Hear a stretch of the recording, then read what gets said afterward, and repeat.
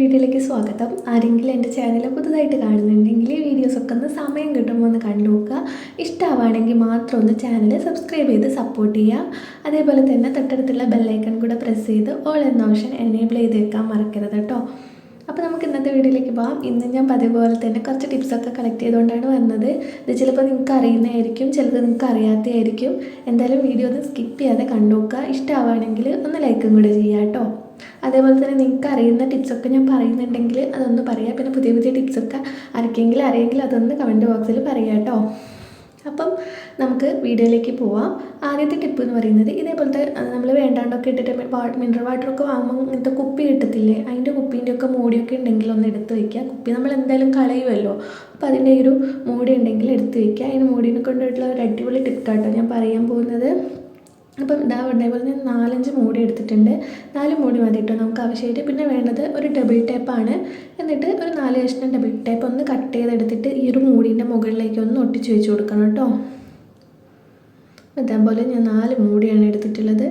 അപ്പം 4 മൂടിയിലേക്ക് ഒന്ന് ഒട്ടിച്ച് വെച്ച് കൊടുക്കുന്നുണ്ട് കേട്ടോ. അപ്പോൾ അതിൽ 2 മൂടി വെളിച്ചെണ്ണേൻ്റെ കുപ്പീൻ്റെ മൂടി. അപ്പോൾ ഈ ഒരു ഡബിൾ ടേപ്പ് അതുപോലെ ഒട്ടാൻ വേണ്ടിയിട്ട് കുറച്ച് പാടുണ്ട് കേട്ടോ. അപ്പോൾ വെളിച്ചെണ്ണേൻ്റെ ഒക്കെ എടുക്കുമ്പോൾ ഒന്ന് കഴുകിയിട്ട് എടുക്കുക കേട്ടോ. അല്ലാണ്ട് ഈ ഒരു ഡബിൾ ടേപ്പ് ഒട്ടത്തില്ല, അതിൻ്റെ മുകളിലേക്ക് അതങ്ങ് ഒട്ട് കിട്ടില്ല, അങ്ങ് പറഞ്ഞങ്ങ് പോരും കേട്ടോ. അപ്പോൾ അതാ ഞാൻ 4 എണ്ണത്തേക്കും കൂടെ ഒന്ന് ഒട്ടിച്ച് വെച്ച് കൊടുക്കുന്നുണ്ട്.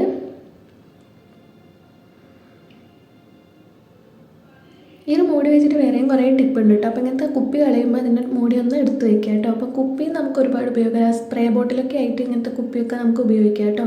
അപ്പോൾ അതാ ഈ ഒരു മൂടി വെച്ചിട്ടുള്ള ടിപ്പ് നമ്മൾ ഈ ഒരു മിക്സീൻ്റെ മുകളിലാണ് കേട്ടോ ചെയ്യുന്നത്. ഇത് ബട്ടർഫ്ലൈൻ്റെ മിക്സിയാണ്. ഈ ഒരു മിക്സി എനിക്ക് തോന്നുന്നു ബട്ടർഫ്ലൈൻ്റെ ഒട്ടുമിക്ക മിക്സീൻ്റെ അടിയിലും ഈ ഒരു സ്റ്റാൻഡ് ഇല്ല. ഇത് നമ്മളിങ്ങനെ കിച്ചൺ സ്ലാബിലൊക്കെയാണ് വെക്കുന്നതെങ്കിൽ ഇത് ഇങ്ങനെ തന്നെ വെക്കണം. അപ്പോൾ അതിൻ്റെ ഉള്ളിലേക്ക് വെള്ളം കിടക്കാനുള്ള സാധ്യത കൂടുതലാണ്. എൻ്റെ ഈ ഒരു മിക്സീൻ്റെ ഉള്ളിൽ വെള്ളം കിടന്നിട്ട് ഇതിൻ്റെ മോട്ടർ ഒരിക്കലും കത്തിപ്പോയിട്ട് മോട്ടർ മാറ്റി വെച്ചതാട്ടോ. അപ്പോൾ മിക്സിക്ക് ഭയങ്കര സൗണ്ടാണ്.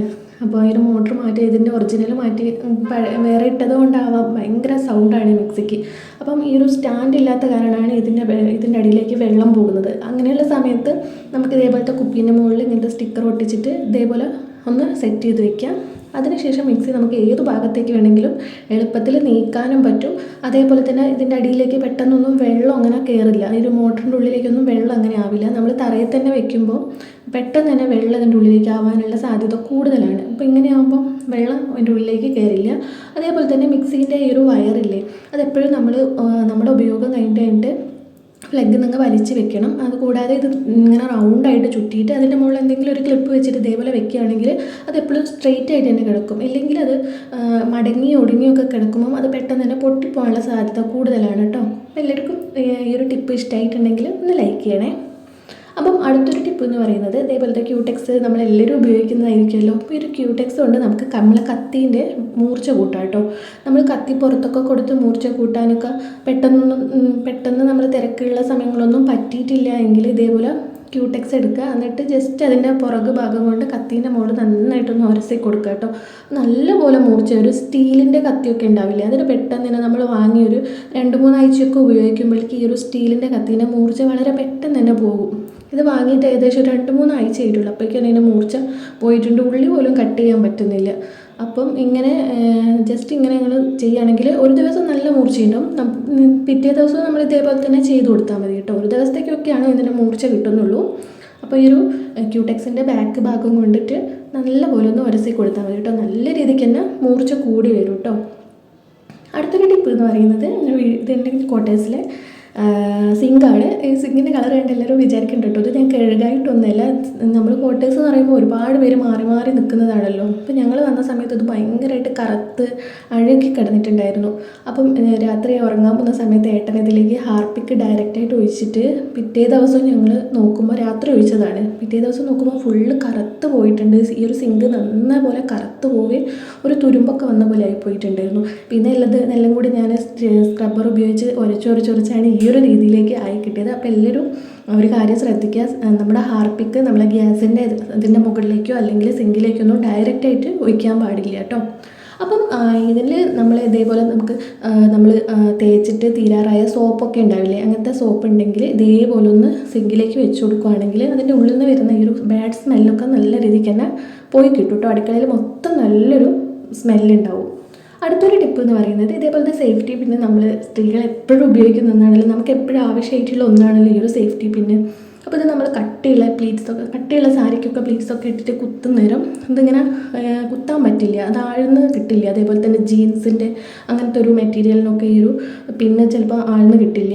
അപ്പോൾ നമ്മൾ പുതിയ പിന്നെ വാങ്ങുമ്പോഴും അതും ചിലപ്പോൾ ഇങ്ങനെ ആയിരിക്കും. അങ്ങനെയുള്ള സമയത്ത് ഇതേപോലത്തെ മെഴുകുതിരി വീട്ടിലുണ്ടെങ്കിൽ ജസ്റ്റ് അതുമേലേക്കൊന്ന് ഈ ഒരു പിന്നെ ഒന്ന് കുത്തി കുത്തി കൊടുക്കുക.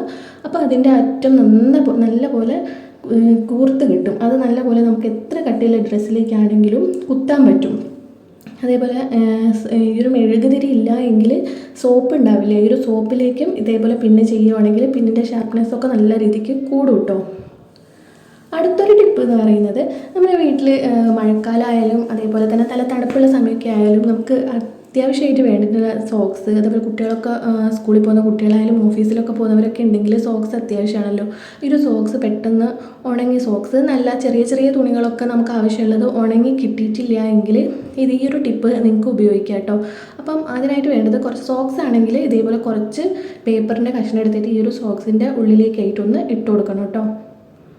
ഇപ്പം ഞാൻ എന്താ ന്യൂസ് പേപ്പറിൻ്റെ കഷ്ണമാണ് എടുത്തിട്ടുള്ളത്, ഇതൊന്ന് ഈ ഒരു സോക്സിൻ്റെ ഉള്ളിലേക്ക് ഇട്ട് കൊടുക്കുന്നുണ്ട്. അതിനുശേഷം വേറൊരു തുണ്ട് പേപ്പറും കൂടെ ആവശ്യമുണ്ട്. അപ്പോൾ സോക്സ് ആണെങ്കിൽ ഇങ്ങനെ തുണ്ട് പേപ്പർ ഇതിൻ്റെ ഉള്ളിലേക്ക് ഇട്ട് കൊടുക്കുക. സോക്സ് അതേപോലെ തന്നെ ഗ്ലൗസൊക്കെ ആണെങ്കിൽ നമ്മുടെ നാട്ടിലാണെങ്കിൽ കേരളത്തിലാണെങ്കിൽ ഗ്ലൗസിൻ്റെ ആവശ്യം വരില്ല, പക്ഷേ പുറത്ത് ഡൽഹി അതേപോലെ ഗുജറാത്ത് അങ്ങനത്തെ ഒക്കെ നിൽക്കുന്നവരാണെങ്കിൽ ഗ്ലൗസിൻ്റെ ആവശ്യം വരും. കാരണം ഇപ്പം നല്ല തണുപ്പാണ്, അതേപോലെ തന്നെ സോക്സും ഗ്ലൗസും ഒക്കെ അത്യാവശ്യമുള്ളൊരു സമയമാണ് കേട്ടോ. അപ്പം ഇതേപോലെ ഒന്ന് പേപ്പറിൻ്റെ അകത്തേക്ക് വെച്ചിട്ട് നമ്മൾ കുക്കർ നല്ലപോലെ ചൂടായി കിടക്കില്ല, നമ്മൾ കറി വയ്ക്കുമ്പോൾ ഒക്കെ നല്ലപോലെ ചൂടായി കിടക്കില്ല, ഈ ഒരു ചൂടിൽ തന്നെ ഇതിങ്ങനെ കുക്കറിൻ്റെ പുറം ഭാഗത്തേക്ക് വെച്ചിട്ട് ഒന്ന് പ്രസ് ചെയ്ത് കൊടുക്കും. ഒരു 5 മിനിറ്റ് തികച്ച് വേണ്ട, അത്രയും പെട്ടെന്ന് തന്നെ ഇത് നമുക്ക് ഉണങ്ങി കിട്ടും കേട്ടോ. അതുപോലെ തന്നെ കുഞ്ഞു കുഞ്ഞു തുണികളൊക്കെ ഉണ്ടെങ്കിൽ ഇതേപോലെ ചെയ്ത് കൊടുക്കുകയാണെങ്കിൽ വളരെ പെട്ടെന്ന് തന്നെ നമുക്ക് ഉണക്കിയെടുക്കാൻ പറ്റും കേട്ടോ.